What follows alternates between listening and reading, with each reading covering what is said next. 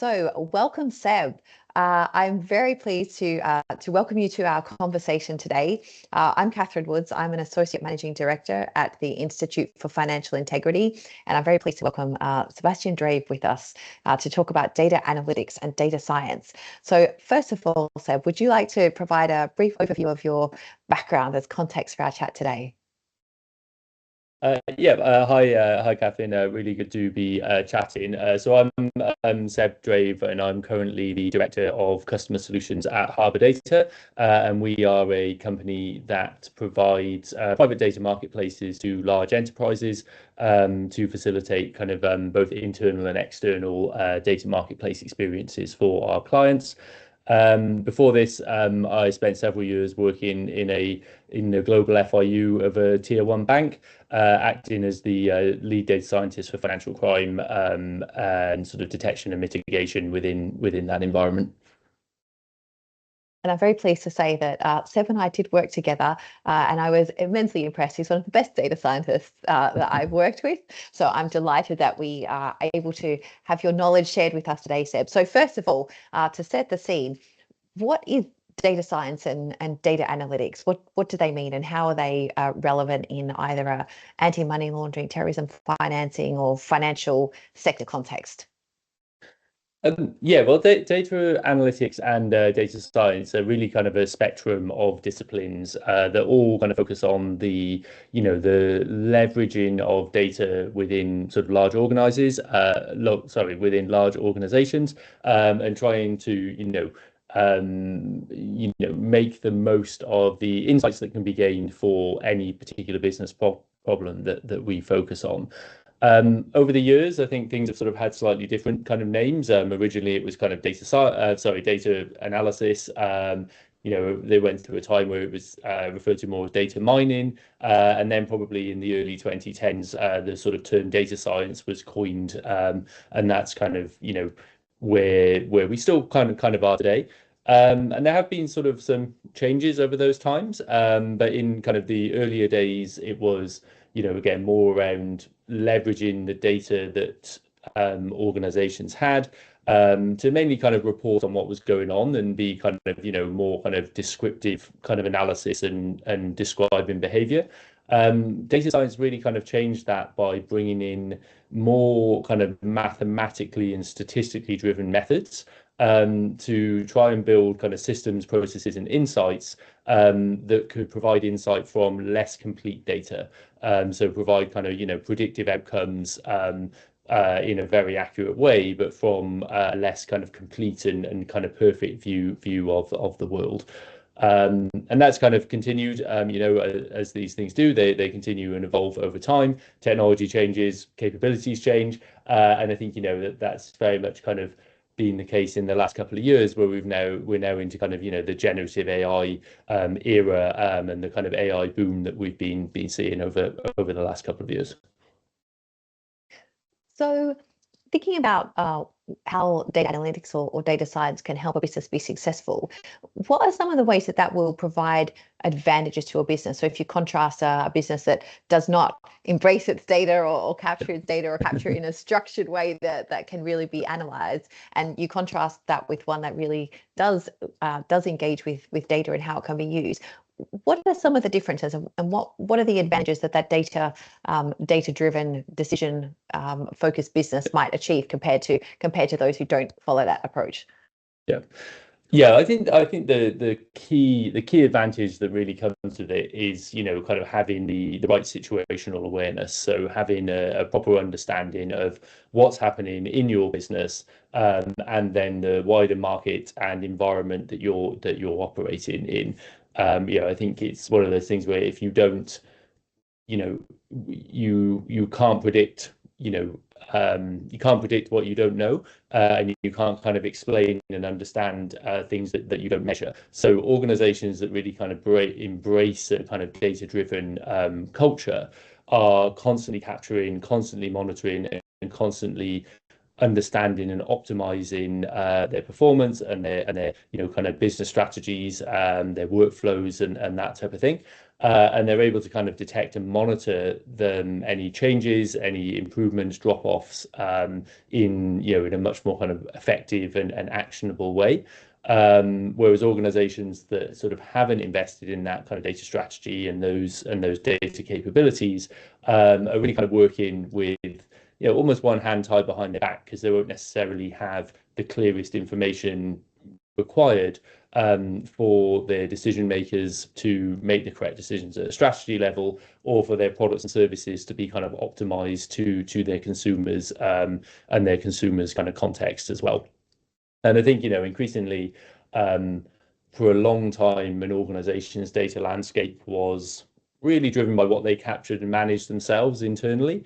But increasingly, we're seeing, that data landscape is now multi-channel. Information outside your organization can be just as key as information inside your organization.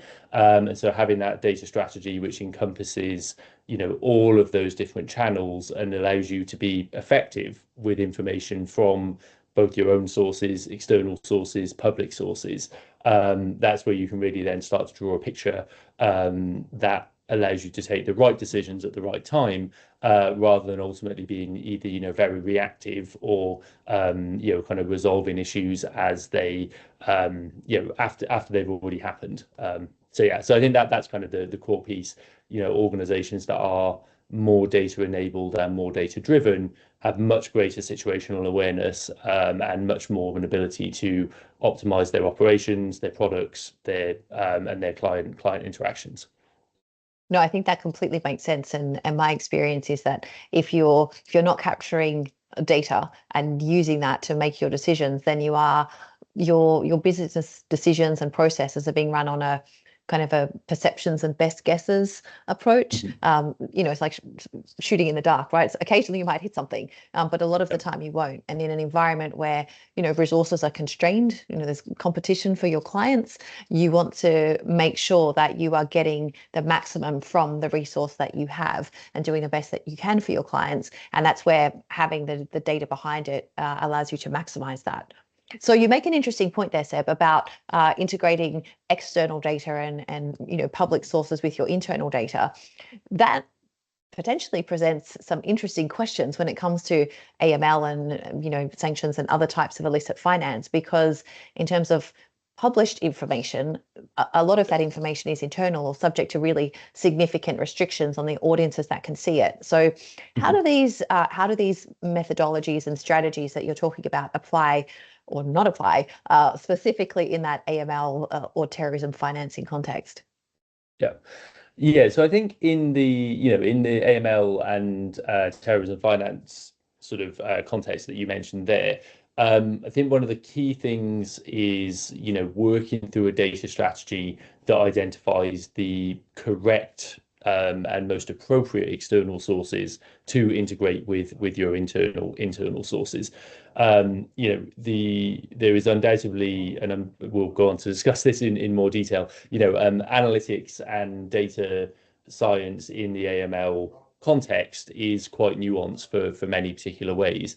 There is undoubtedly information outside your organization that will make your capabilities more powerful, but there's also a lot of information that may make your capabilities more prone to noise and start to kind of overwhelm, if it was provided in an unconstrained manner, potentially kind of overwhelm your systems and processes and your people who are kind of trying to work through it. So I think the case in the AML and CFT, CTF, identifying the correct sources of external augmentation to layer onto your internal processes and data, and kind of making those sources available in a governed and managed way is key. I think also what's interesting in that sort of space is each organization who works in that space and is regulated to kind of protect against money laundering and terrorist financing will all be going through the same sort of considerations and challenges. But additionally, the greatest and most complete view of the world will come with, organizations sharing and working together, both at the operational level and potentially the data level as well. So, I would sort of suggest that when anyone in one of those organizations is thinking about what is the most valuable external data out there, I wouldn't necessarily limit your thinking to commercial providers of certain types of information or particular public sources.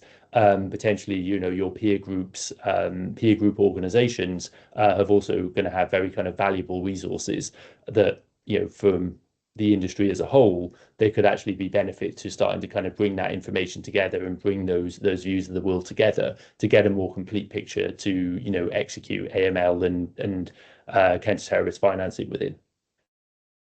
No, I can definitely see how a larger data set would be particularly valuable and would really help provide, more data points to train a model, to refine your analytics. There are limitations on sharing information between organizations, though, and those are put in place for good reason. There are privacy considerations and, other restrictions on sharing that information. So do you have any observations or advice on how those different considerations can be balanced? So the need to, counter illicit finance, working together as a team within the financial integrity community, but also respect those other very valid requirements like, data privacy. Mm-hmm. Yeah, absolutely. It's definitely it's an activity that is obviously not to be taken lightly, for the very valid reasons that you've outlined there.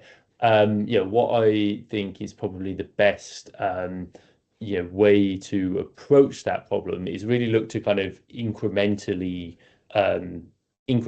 show value and show the increase in the capability, by kind of either looking for certain data points, certain attributes, or certain views which can be shared, to see how that kind of improves everyone's performance, and then use that as a stepping stone to, understand, what would be the next value add capability, what would be the one after that. I think interestingly, there's a couple of elements and technology capabilities which can support that process. There's, increasingly kind of technologies out there which allow data to be worked on collaboratively by multiple organizations, but in a way where each organization kind of maintains complete custody of their own content. And even as a stepping stone before that, what we've seen, directly even at Harbr over the last couple of years is the use of synthetic data to really kind of seed and accelerate those data sharing programs, and kind of allowing organizations to see the benefits in a very tangible way, that how their analytics and performance could improve if they were to work on a more complete view of the data, rather than their kind of isolated view of the world, which may be very rich, but is undoubtedly going to have blind spots and gaps and coverage challenges compared to the broader market in which you operate. So you mentioned there are some different technologies that can help with that information sharing while meeting those requirements. Bearing in mind, we are not a technical audience over here. Are you able to share at maybe at a high level some of those technologies and what they mean and how they work? Yep, absolutely. Yeah. So at the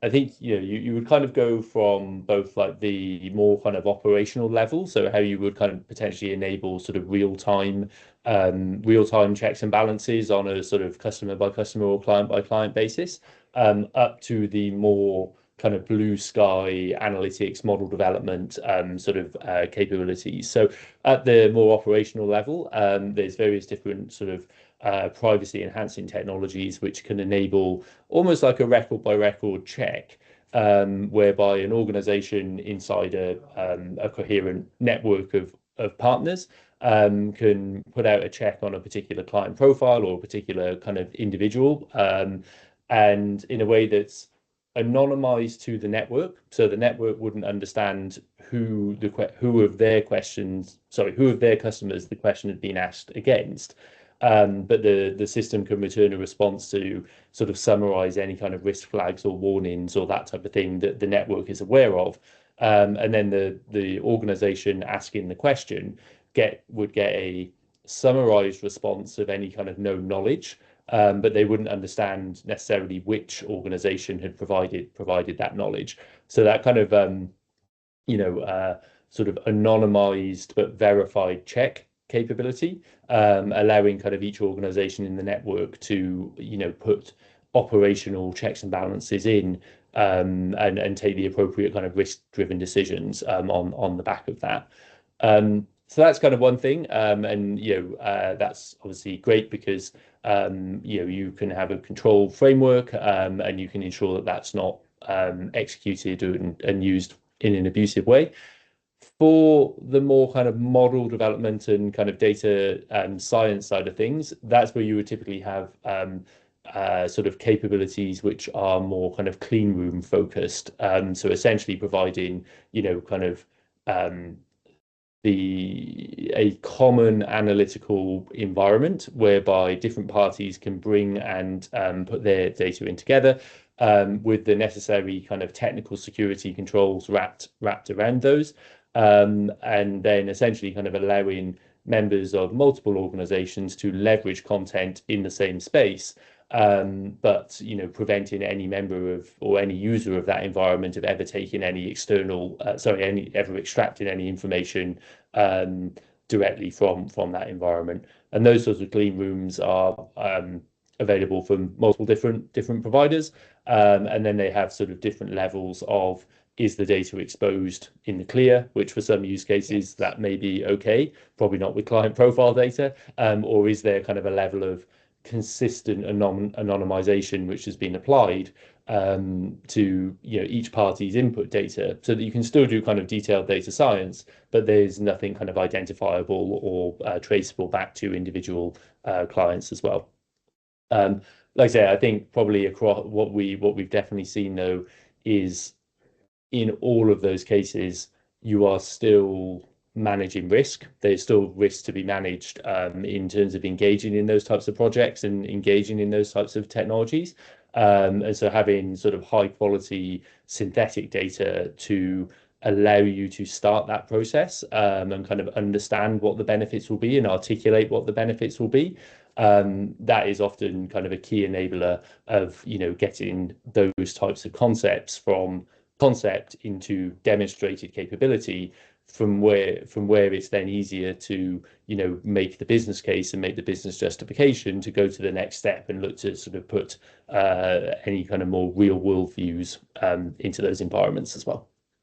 No, I think that's really positive, because one of the long recognized limitations when it comes to following the money or building out networks is that each institutional organization only sees a small part of that, and without the broader context around it, it's much more difficult to distinguish, is this unusual, is it reaching that threshold of suspicious, or with that broader context, is this actually something which is fairly unremarkable or unusual, but not not suspicious. So I think it's really positive to hear that there are a whole range of different options that can break down some of those barriers while providing the protection that's required. You touched on synthetic data there. Can you tell us more about what synthetic data is and what are the advantages? And I suppose the context for this is that hopefully as an organization, your controls are working effectively, your onboarding controls are working effectively, and you're preventing entities, individuals, or businesses that are associated with illicit actors from getting into your organization and misusing your products and services. So if that's working well, that means the number of actual, confirmed cases of these illicit activities is going to be quite small. So your data set of confirmed, yes, this is suspicious, is quite small. Is this where synthetic data can help? And what are the benefits? So again, imagining our two different organizations, one that is not using synthetic data and just relying on a very small set of, confirmed outcomes, and one that uses synthetic data. What are the advantages of the synthetic data, and how do you configure that appropriately so that you're not training your model in the wrong direction and not being misled? Yep. Yeah, it's a great question, and I think yeah, synthetic data is a kind of generalized concept which is used in sort of multiple places, and there are a couple of different flavors of how you would synthesize a data set. And in some cases, that will be a very kind of purely kind of statistically driven process where you produce an output that looks incredibly similar to your input, but fundamentally, is only produced on a attribute by attribute or kind of table by table level. For financial crime in particular, it's an AML. As you say, Catherine, it's a really interesting and quite a nuanced space for model development and AI and machine learning application, because the known positives are so small and so rare in comparison to sort of other use cases. And so that's where, from a synthetic data perspective, there's a capability called agent-based modeling, which is where you can actually build a data set that has a number of different agents inside it, which are optimized and tuned to display real world sort of behaviors and typologies, but then can be kind of manufactured into a data set in a way that has two distinct advantages. The first one being that you can kind of upsample the amount of financial crime or criminal activity within the system. So you still want a very large population of kind of businesses and individuals doing very normal sort of transactional patterns. But then by inserting and increasing the population of the kind of criminal agents in the data set, you can kind of boost that signal to noise a little bit compared to the real world. And then crucially, you can then enable a feedback loop, which just simply doesn't exist in the real world for AML as well.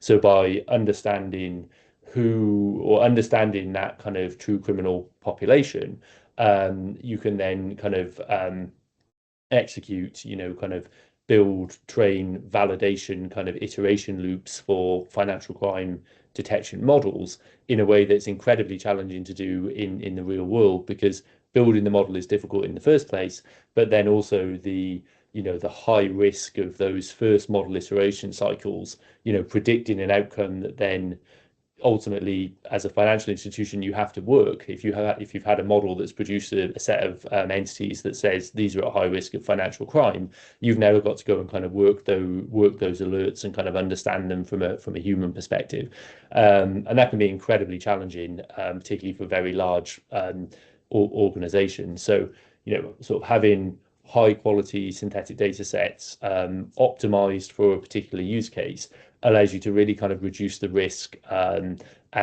kind of enable a more traditional kind of data science, AI machine learning model development cycle, and build up that confidence in a model to the point where you can then sort of expose it to real world production data in a way where you've got more confidence and more certainty of the results that you're going to get. And that may not be even your own models, so that could be models that organizations build themselves, or increasingly, you could also be using that for things like vendor assessments. So if you have an existing transaction monitoring solution, and or you're looking to bring in an external third-party provider or providers, having that kind of common baseline to test performance, can really kind of enable much better technology decisions and technology assessments than an organization that doesn't have that resource available to them, but is still kind of will naturally be too risk averse to use real data for those kind of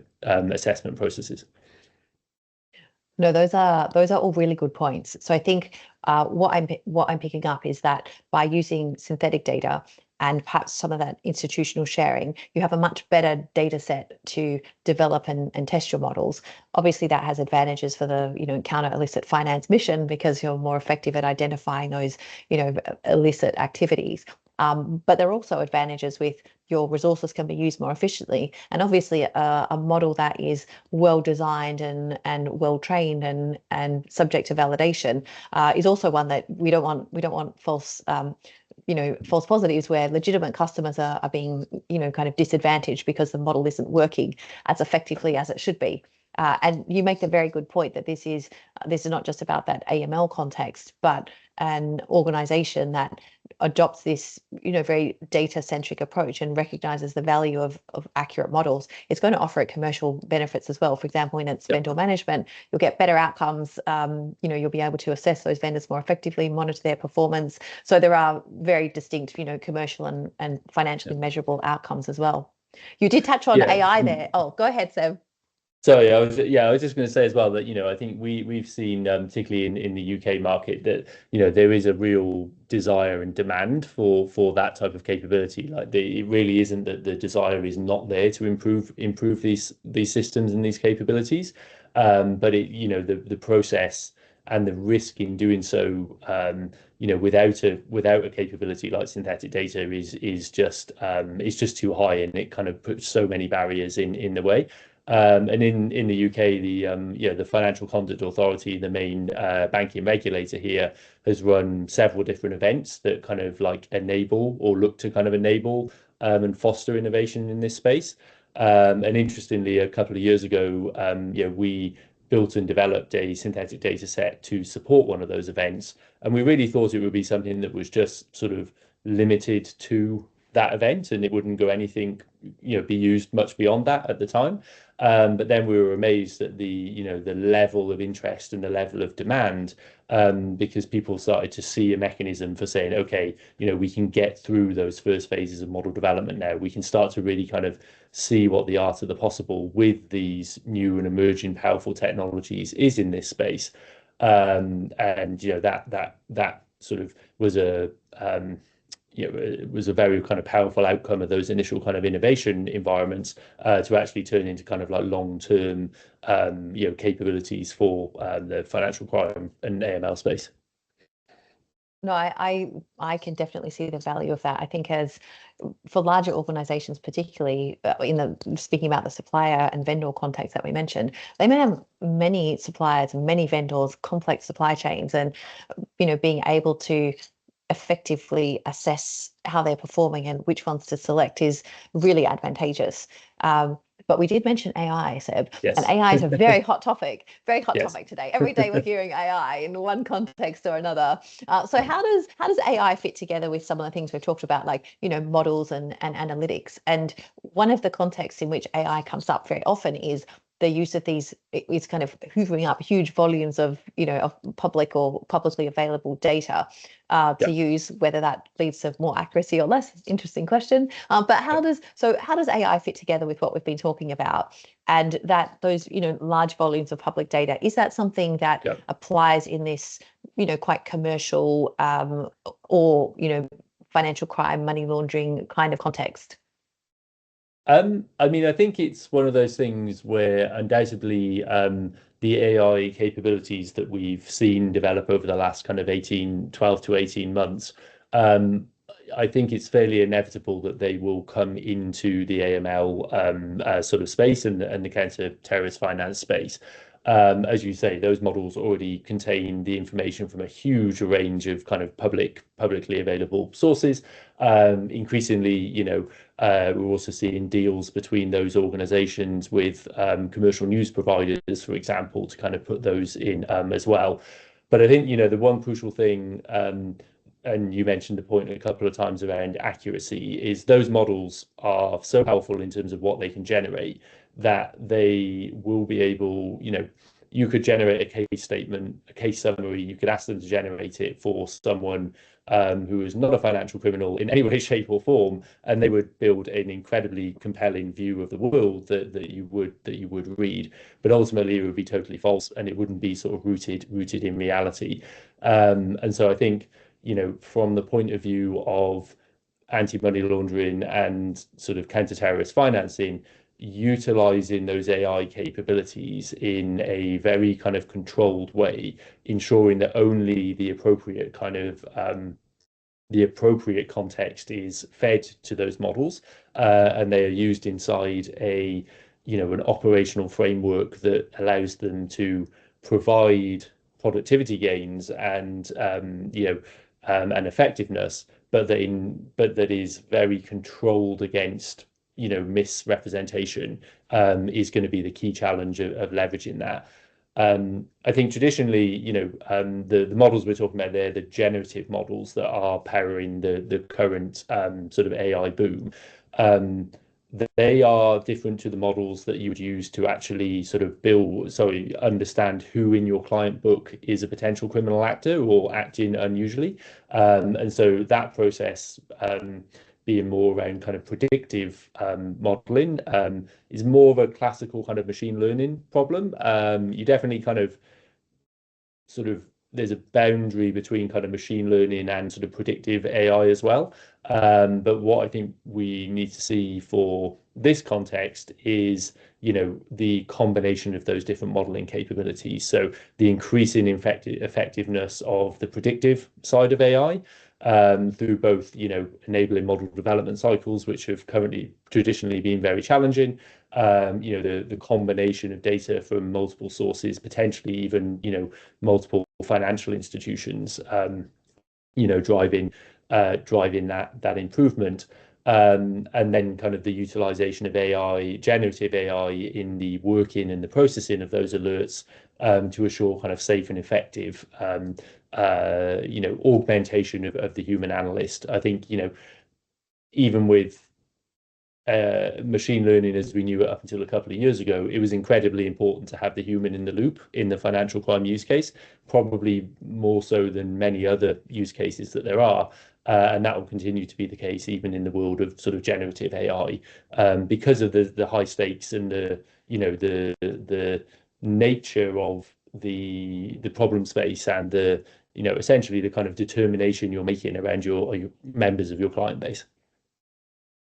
I think those are really valid points, and the stakes are really high in getting this right. I mean, the ones that we probably focus on a lot are, missing out on identification of some illicit activity. But the converse side of it is also really critical. If someone is identified through imagine we had an AI hallucination that, someone is actually a terrorist and they are really not. The chain of events that can follow from that, closing their accounts, exclusion from the financial system, those are really significant implications. So the need for accuracy and like a well-considered, well-informed approach to implementing some of these technologies and keeping that human in the loop is really important. So thinking then about yes. So just going to say, Yeah. one of the terms that you may start to hear, and I expect people will start to hear over the coming months now, is the concept of an AI agent. And so an AI agent is really a wrapper that sits around a AI model or selection of models that allows you to tune its behavior for a particular use case and particular context. Now, there are obviously technical elements to how you do that.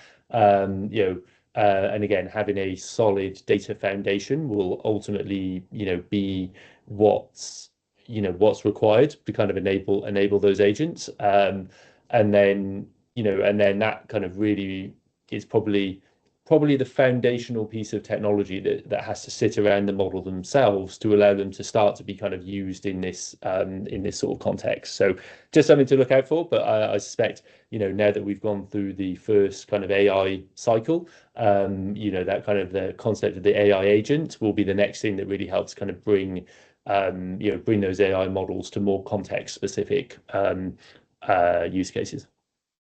No, that's really useful. So say an organization is listening to this, and they are persuaded on the value of various of these technologies, whether that's from the analytics or machine learning or artificial intelligence. So if an organization is wanting to implement some of these methods, they want to achieve the benefits while avoiding the pitfalls that we've spoken about. Yeah. Like what are some considerations that they should bear in mind, the kind of best practices for doing this well, and some of the pitfalls that they should be cautious to avoid? Yeah. So I think probably my biggest sort of guidance across that whole piece would be to ensure that as you start going into these processes, ensure you've identified areas and problems where you can demonstrate initial value very quickly, and sort of demonstrate a step forward in capability compared to how you operate today, in a way that's kind of quantifiable to the wider organization.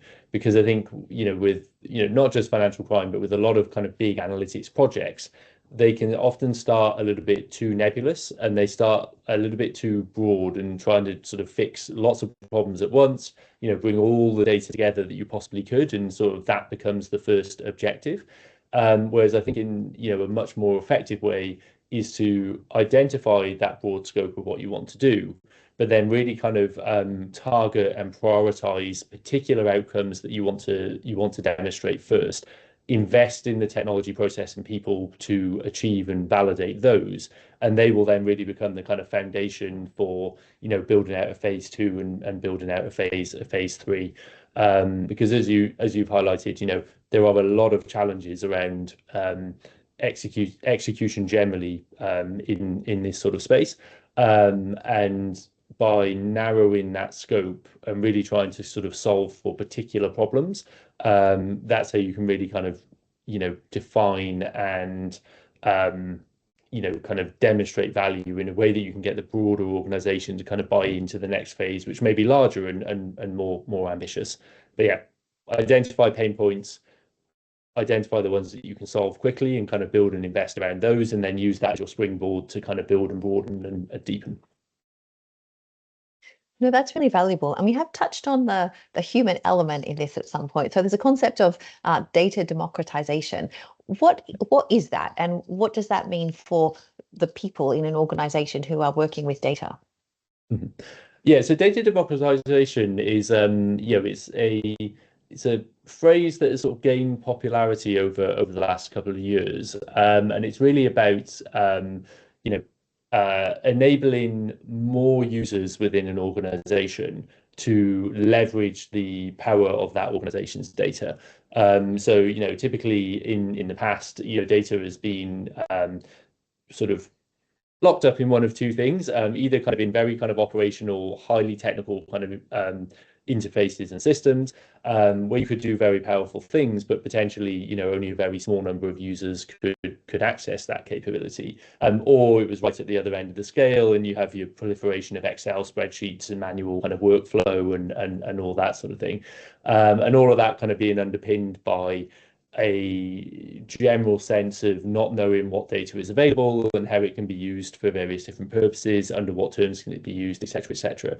So data democratization is really kind of organizations investing in both, technology, and also process that allows you to, leverage the investments you've already made from a technology perspective, but bring that together in a way that more users in an organization can understand what data is available, more users in an organization can access or request governed access to that content, and then that broader user group is then sort of enabled from a tooling perspective to interact and access that data, and then kind of work across teams at multiple kind of levels of technical capability. And I think that's like a really key piece actually when I think about the financial crime use case, and I think about our time when we worked together previously.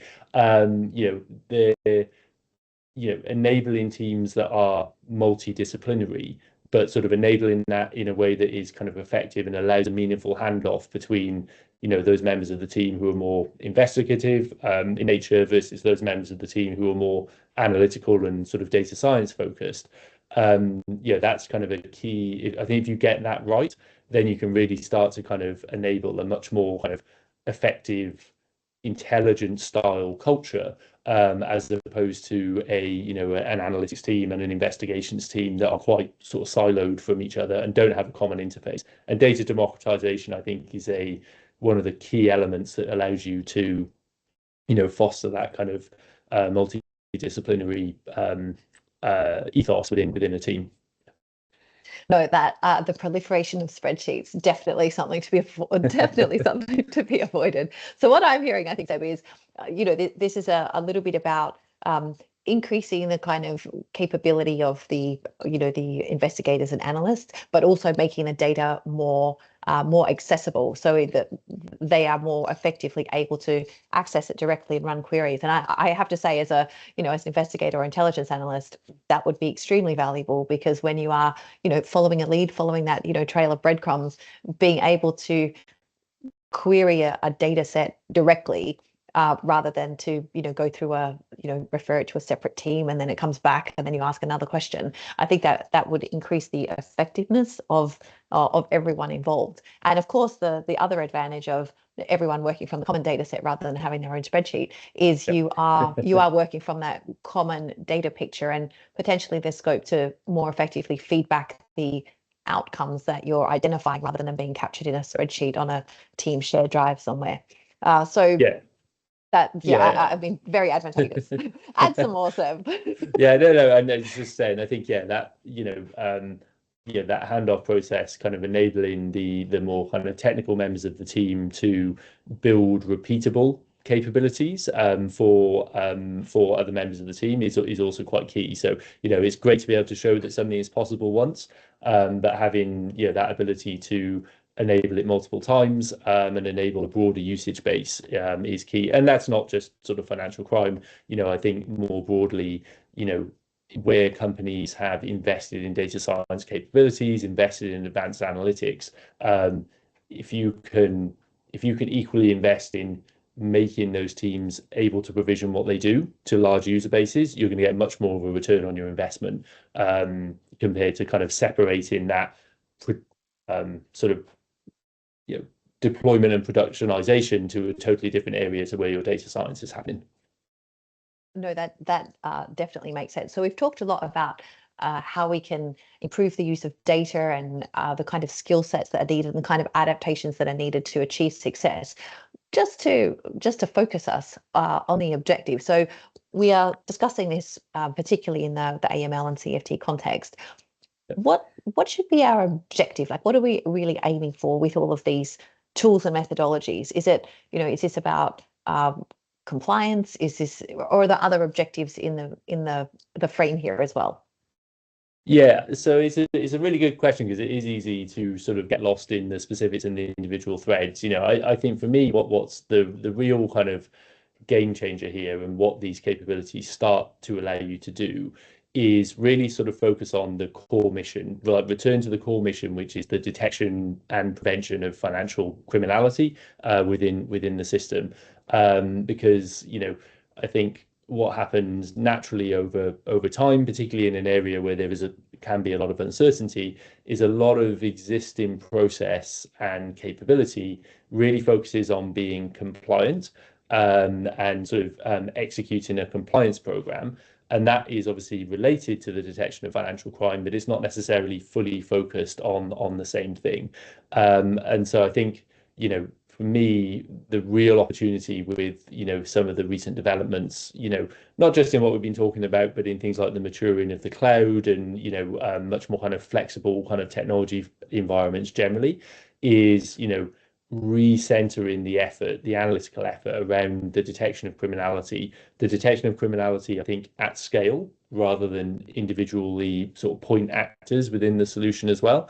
Because, undoubtedly, money laundering, almost by its definition, works in a network. It has to work in a network to obfuscate the money flows, and kind of dilute the identification capability of the source of those funds. And given that we know that the operations work in a network, I think we now really need to go after it as a network and look to kind of close networks down, not individual accounts down. And that's where you can start to properly, move the needle in terms of the disruptive nature of the actions you take against these criminal enterprises. So I think that sounds absolutely correct, Sam. So it's the network that we should be going after. Network, not the node, I think is the key message here. So Yes. like we are coming to the conclusion of our time. It's very exciting and really positive to see how much analytics, models and these kinds of tools have evolved over the past, say 10 years. as our final question here, Seb, what do you see coming in the next year or two in this context? What are the advantages that can be gained, and what are some of the cautions that we need to have in mind? Yeah, it's a really good question, and you are absolutely right that the last 10 years has been a real sort of game change in terms of the capabilities that were available. I recall our time working in a bank together, and the cloud even then felt like a long way off, but that journey accelerated rapidly. The journey with AI has been even more rapid.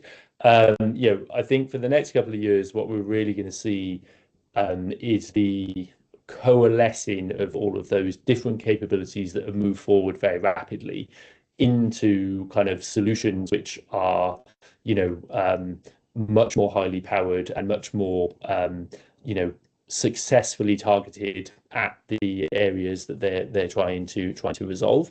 And so I think that's where, we will now see those use case specific applications which are using all of the power of those different capabilities, using the best and most powerful data science, graph analytics, synthetic data sort of capabilities building up into them to then really kind of empower intelligence functions to execute the mission in a way that previously hasn't been possible, or has certainly been very challenging to do at scale. So I think that's what we'll see over the next couple of years, those things coalescing together into something that's really optimized for particular outcomes. Very, very exciting. Lots to look forward to, Seb. It has been a privilege speaking with you today. Thank you so much for sharing your knowledge. And once again, thank you. No problem at all. Thanks very much, Catherine. It's been really good conversation to have. Thanks for inviting me to come and chat to you. Not at all. Thank you.